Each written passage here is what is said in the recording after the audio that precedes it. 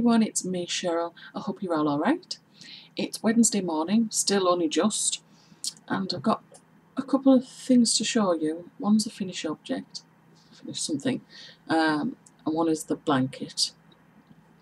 So I'm getting something else because I got distracted. I'm terrible, aren't I?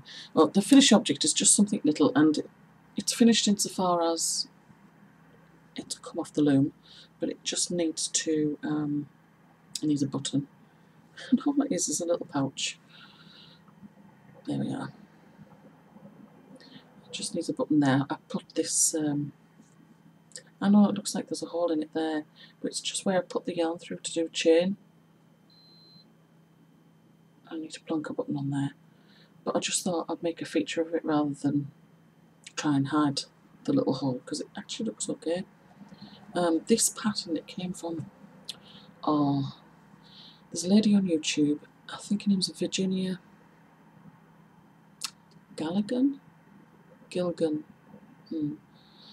surname begins with a G and there's a double L in there somewhere. It might be Galligan. And she shows you how to make a bag, and she shows you the bag, and it's orange, but the one she works on, she's just demonstrating a few rows for you. So basically copied off that small version. I don't know whether that's right, but there you go. It's cute.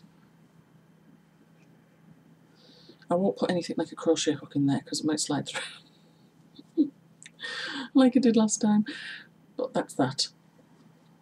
Just needs a button.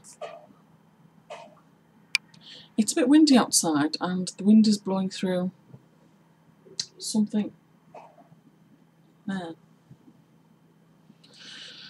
The blanket, I've done 70 rows, so I've got 10 more to go, and then the border. And I'm on the 4th skein of yarn. I've not long since started this. I did a Russian knot. So here it is.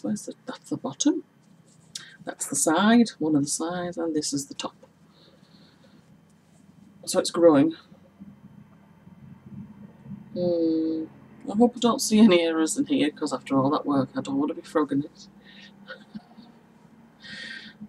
So that's that. It's coming up lovely, and I'm gonna have to chuck it in the wash because I tried to lay it down to measure it, and it looks wider at the top than it does at the bottom. And I haven't increased, so it must be my tensioning.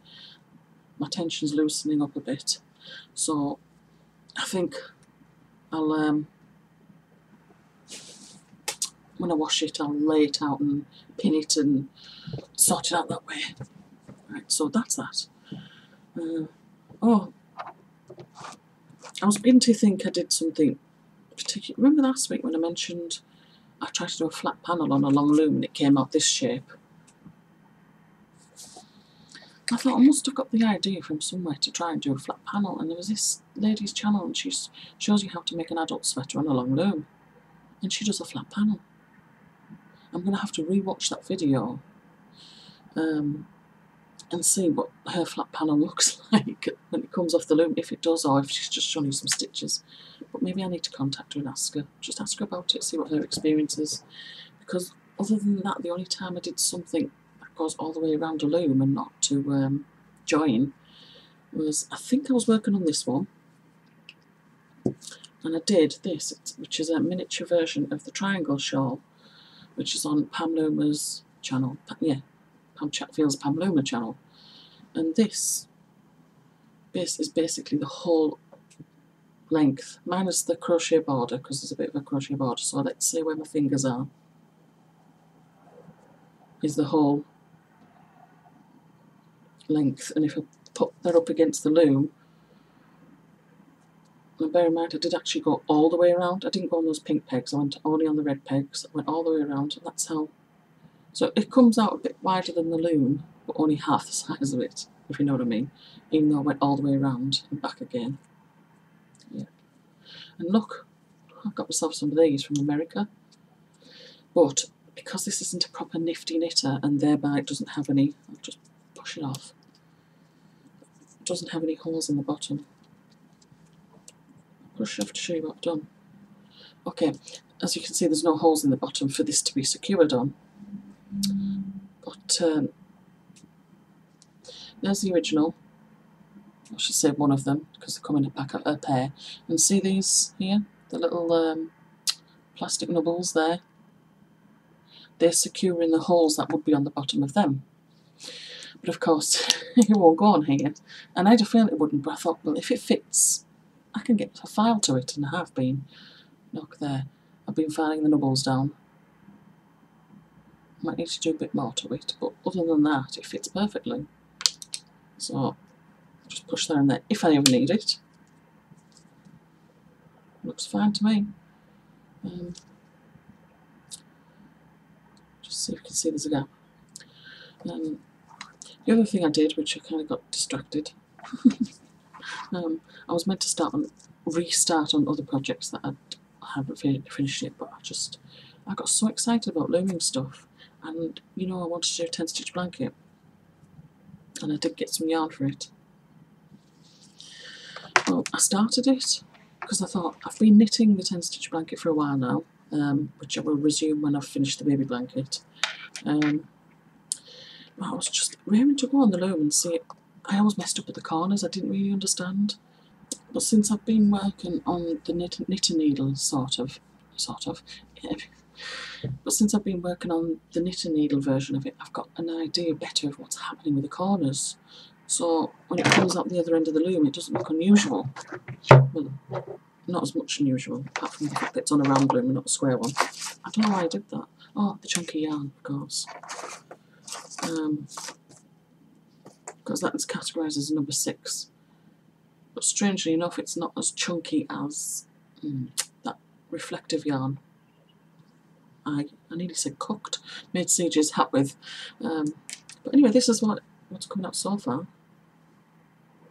Let's go back a bit. How was that? I'm on a corner here at the moment.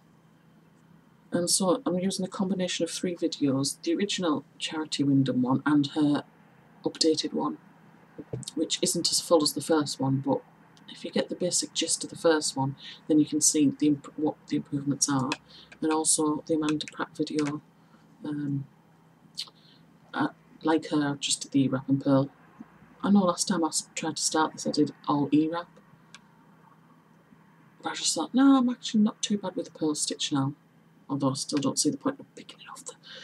And I know you have to pick it off. Pick it off the peg to actually do the pearl stitch, but if there was a way you didn't have to pick it off, it'd be great, wouldn't it? Because I know the traditional knit stitch on the loom, you have to pick it off as well. When I say pick it off, I mean lift the loop to put the new loop on. But at least you have like 3 alternatives. You have a flat knit, E-wrap, and a U-knit stitch to basically knit over rather than picking the loop off the loom. But with pearl, you've only got one. That's so frustrating. Yes, I think that is everything I've got to show you, and I'm fidgeting now, so I need to stop. Put that down, I won't fidget. Yeah, so hopefully next week, will I show you a blanket next week? Maybe, hopefully, because there's 10 rows to go and then the 2-row border. I've just had another glance at what that is. It's simple enough, so once I get into the rhythm of it, I won't need the pattern, so it shouldn't take too long. But you might see it in its pre-block state. Then I've got to wash it and then lay it out and pin it and make sure it's all straight. And then obviously I'll get a photo. I think that's it, so I'd better go. It's almost lunchtime. No, it's not. It's 11:20. It feels like it's almost lunchtime. I need a cup of tea, that's what it is. Hello Andy, I'm videoing. Oh, hello. Okay. Right, that's all for this week. Hope to see you next week. Take care everyone. Bye bye.